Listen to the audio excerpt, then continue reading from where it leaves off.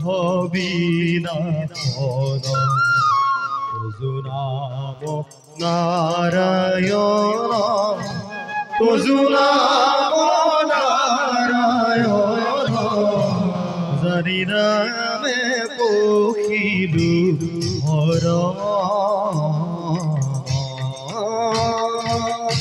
আনগতি নাহিকে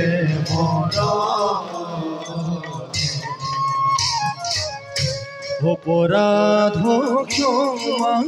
করি তুমি দয়াশীল হরি হরি হে আরে অপরাধ ক্ষমা করি তুমি দয়াশীল হরি মুখ রক্ষা করি মুখ রক্ষা করি